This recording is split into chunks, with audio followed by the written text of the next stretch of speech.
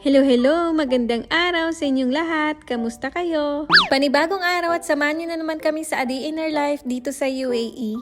After nga pala namin makapagpa-check up ng wisdom tooth ko, umuwi nga din kami ng bahay at natulog. Tapos, pagkagising nga namin, nagluto lang ako ng 2 itlog at noodles para sa amin ng aking anak. Hirap nga din akong kumain dyan dahil nga pati pagsubo at paglunok ay talaga namang napakasakit. Gustuin ko mang ipalis yung wisdom tooth ko kaso hindi pa nga pwede, kaya naman tis-tis muna hanggang matapos nga yung pag-take ko ng antibiotic ng mga ilang araw. At kahit hirap nga ako kumain, gusto ko pa rin kumain ng madami para nga hindi ako pumaya. At habang kumakain nga kami, itong anak ko kuha ng tissue tapos pinupunasan nga rin niya yung bibig niya. Alam nyo ba, itong anak ko ay mahilig manggaya at dahil sinisipon nga ako dyan ay pati na nga daw siya ay sinisipon na din.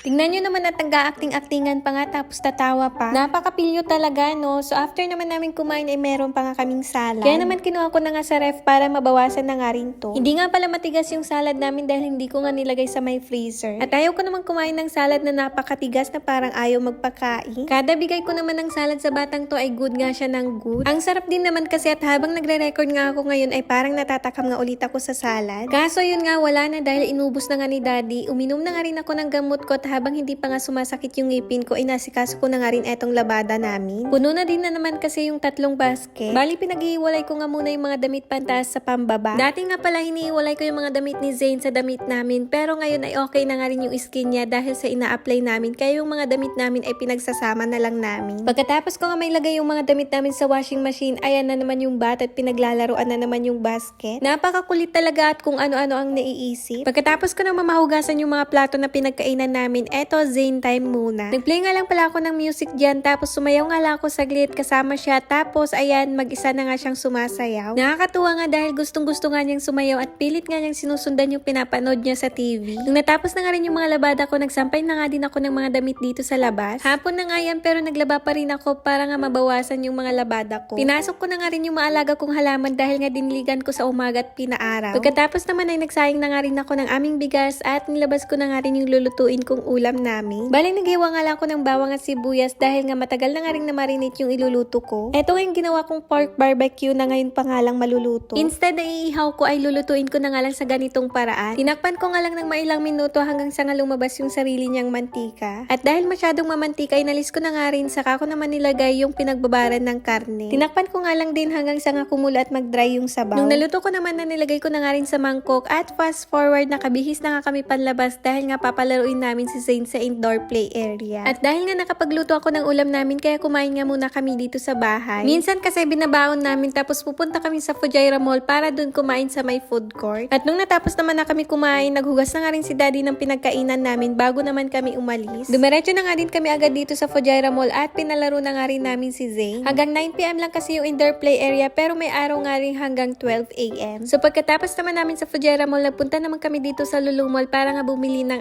ice bag. At dahil magkatabi nga lang yung Daiso at bilihan ng mga laruan ng bata, kaya naman dito nga dumiretso si Zane. Tuwang-tuwa nga dyan si Zane sa may dog at ayaw nga niyang iwan. Sabi ko nga sa kanya ibalik na niya at binabalik niya naman pero kinukuha nga din lang niya.